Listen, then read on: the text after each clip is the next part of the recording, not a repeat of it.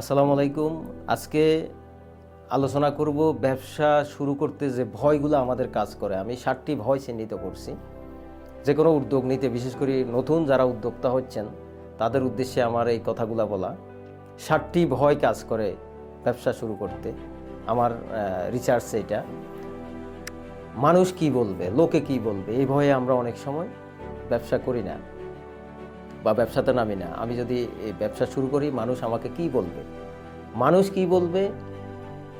এখন আপনি ব্যবসা না করলেও তো মানুষ আপনার সমালোচনা করবে, বা যে কোনো উদ্যোগ যদি না নেন মানুষ আপনার সমালোচনা করবে। সুতরাং আমি মনে করি নতুন উদ্যোক্তাগণ মানুষ কি বলবে এই বিষয়ে কান দিবেন না।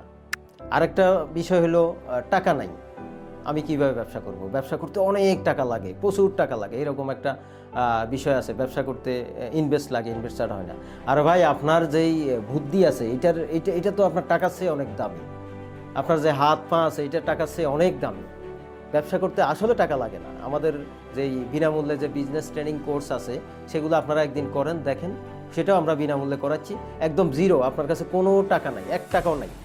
আপনার কাছে যে রিসোর্স আছে, আপনার ভিতরে আল্লাহ তাআলা যে রিসোর্স দিছে সেটা একটু ব্যবহার করে, একটু প্রয়োগ করে, একটু বুদ্ধি খাটিয়ে আপনি কিন্তু 100-200 কোটি না, 1000 কোটি টাকারও ব্যবসা করতে পারবেন। আরেকটা হইল পরিবারের সাপোর্ট দিচ্ছে না। পরিবার সাপোর্ট দিচ্ছে না, আমি কীভাবে ব্যবসা করব। এখন পরিবারকে আপনি আগে দেখাইতে হবে কিছু, পরিবারের সাপোর্ট নিতে হবে, নাহলে দেখাইতে হবে। এটা আপনার অযোগ্যতা, পরিবার আপনাকে কেন সাপোর্ট দিবে না। আর পরিবার সাপোর্ট না দিলে একদম দূরে কোথাও চলে যান। মানুষের জীবনে এরকম অনেক গল্প আছে, 6 মাসের জন্য একদম হারাই যান, 6 মাসের জন্য হারাই গেন, একটা প্রতিষ্ঠিত হয়ে পরিবারের সামনে দাঁড়ান। পরিবার সাপোর্ট দিবে, আর পরিবার সাপোর্ট নেওয়া আপনার দায়িত্ব। আর একটা হলো কোথায় থেকে শুরু করব। এরকম নতুন নতুন উদ্যোক্তারা মানে দ্বিধাদ্বন্দ্বে থাকেন, কি দিয়ে শুরু করব।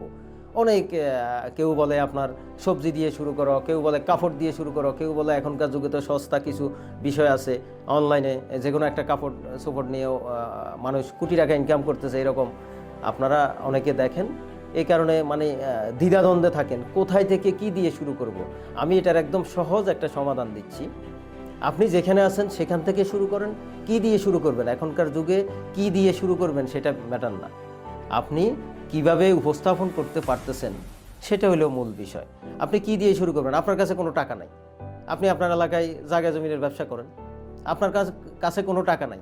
আপনার পাশের একটা বড় শহরে গিয়ে সেখান থেকে কিছু রিসোর্স ব্যবহার করে আপনার এখানে যে লোকাল বাজার আছে সেটাতে শুধু সমন্বয় করেন। সারা ওয়ার্ল্ডে প্রতিষ্ঠিত সকল ব্যবসায়ী, তাদের নিজস্ব কোনো প্রোডাক্ট নাই, নিজস্ব কোনো পণ্য নাই, তারা কিন্তু প্রতিষ্ঠিত। As like Amazon, as like Alibaba, as like Daraz, as like আপনার উবার, পাঠাও। নিজের একটা গাড়ি নাই, কিন্তু সারা বিশ্বে তারা সর্বোচ্চ গাড়ি কোম্পানির মালিক। এটা শুনতে আজব লাগে না? তো সুতরাং আপনার যা আছে তা দিয়ে শুরু করুন। কোথায় থেকে শুরু করবেন, যেখানে আছেন সেখান থেকে শুরু করুন। ব্যবসা করার জন্য আপনার শহরে যাওয়া লাগবে না, আপনার গ্রামেও এখন সম্ভব। আরেকটা বিষয় হলো সাহস নাই। সাহস না থাকা ব্যবসা না করার বড় কারণ। সাহস লাগবে, অনেক বেশি সাহস লাগবে, অনেক বেশি সাহসী হতে হবে। সাহস না থাকলে তো আপনি কিভাবে কি করবেন। ব্যবসার জন্য মূলধনের চেয়ে বেশি দরকার আমাদের সাহস। সাহসটা হইতে হবে ইথিক্যাল সাহস, নৈতিক সাহস। আপনি সৎভাবে ব্যবসা করবেন, হালালভাবে ব্যবসা করবেন, এই সাহসটা আপনার ভিতরে লালন করতে হবে। কারণ ব্যবসায়ীরা কিন্তু কিয়ামতের ময়দানে সিদ্দিকিয়েন বা সাহাবীদের সাথে থাকবে। বাংলাদেশে বলেন, সারা ওয়ার্ল্ডের যত সৎ ব্যবসায়ী আছে তারাই তো, যেহেতু আল্লাহ 2 ভাগ করে রাখছে, জাহান্নাম এবং কি বেহেশত। তো জাহান্নামে তো আমি আপনি যে কোনো একজনকে জাহান্নামেও নেবেন, আমি আপনি যে কোনো একজনকে জান্নাতেও নেবেন। তো বাংলাদেশে একটা প্রবাদ আছে, কি প্রচলন আছে, কি আপনার সবচেয়ে মানে ভালো পেশা হইল শিক্ষকতা। আমি শিক্ষকতাকে অসম্মান করতেছি না, কিন্তু সবচেয়ে ভালো পেশা শিক্ষকতা আমি বলি না, আমি স্বীকার করি না। সবচেয়ে ভালো পেশা হচ্ছে ব্যবসা। ব্যবসা আপনি যদি আপনি এলাকায় ছোট করে শুরু করেন, মিনিমাম 3-5 জনের কর্মসংস্থান হবে। এবং কোরআন হাদিসে ঘোষণা আছে, ব্যবসায়ীদের জন্য পুরস্কার আছে। নিজের উপর বিশ্বাস নাই, এটা খুবই গুরুত্বপূর্ণ। ব্যবসা শুরু না করার কারণের মধ্যে এটা খুবই গুরুত্বপূর্ণ। নিজের উপর যদি বিশ্বাস না থাকে তাহলে আপনি ব্যবসা কীভাবে শুরু করবেন। আগে বিশ্বাসটা আনতে হবে, আপনার মাইন্ডে বিশ্বাসটা আনতে হবে। হ্যাঁ, আমি ব্যবসা করব, 2026 সালে আমি ব্যবসা করে কোটিপতি হব।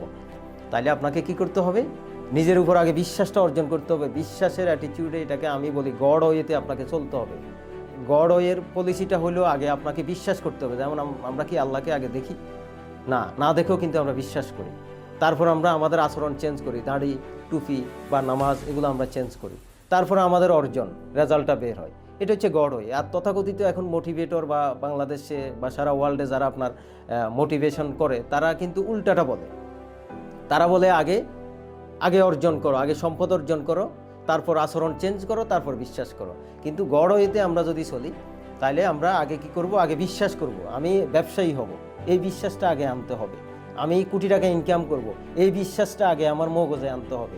আমি অনেক বড় হব ব্যবসা করে, আরও অনেক মানুষের দেশের উন্নয়নে কাজ করব, এই বিশ্বাসটা আগে আনতে হবে। আপনি যেটা ভাববেন, যেটা বিশ্বাস করবেন, সেটা আপনি হবেন।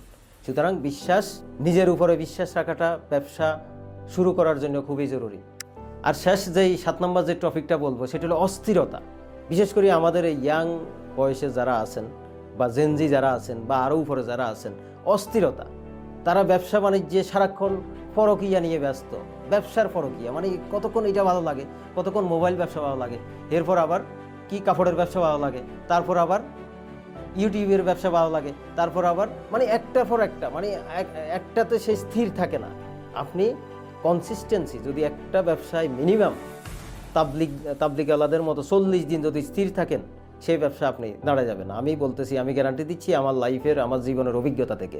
সুতরাং যে কোনো, যেটা আগে পছন্দ করবেন, যে কোনো ব্যবসা, আমি মনে করি যে কোনো ব্যবসা, যে কোনো সার্ভিস, যেটাই পছন্দ করেন। আপনি মোবাইল ব্যবসা করে তো অনেকে কি করে, কোটি কোটি টাকা লস করে। আবার সেই মোবাইল ব্যবসায় অনেকে কোটি কোটি টাকা লাভ করে।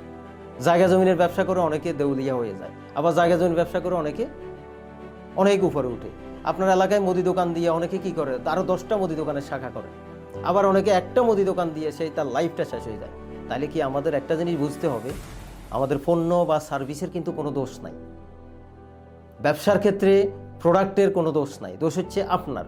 আপনি লেগে থাকেন না, কিছুদিন পর পর কী করেন, এই পণ্য ভালো লাগে না, ওই পণ্যের প্রেমে পড়েন, আবার ওই ব্যবসা ভালো লাগে না, আরেক ব্যবসার সাথে আরেক ব্যবসার প্রেমে পড়েন, এভাবে অস্থির কাজ করেন। আপনার বন্ধু গাড়ি কিনছে, ওই ব্যবসা করে আপনি সেই ব্যবসার পিছনে দৌড়ান। আবার আরেক জায়গায় যা শুনছেন কী করেন, আপনার আরেক বন্ধু কক্সবাজারে কি একটা ব্যবসা করে, হোটেল ব্যবসা করে, সে লাগবে, আবার সেখানে দৌড়ান। এই অস্থিরতা থেকে আপনাকে বের হইতে হবে, স্থির হইতে হবে। এটা ব্যবসা করার জন্য খুবই গুরুত্বপূর্ণ একটা পয়েন্ট। তো তাইলে আসুন, সাহস করে লেগে থাকুন, দাঁত কামড়িয়ে, একদম দাঁত কামড়িয়ে 40 দিন লেগে থাকুন। সেটা বাদাম ব্যবসা হোক, চানাচুর ব্যবসা হোক, কাপড় ব্যবসা হোক, যে কোনো ব্যবসা হোক, আপনি সফল হবেন। আমি বলছি আপনি সফল হবেন ইনশাআল্লাহ।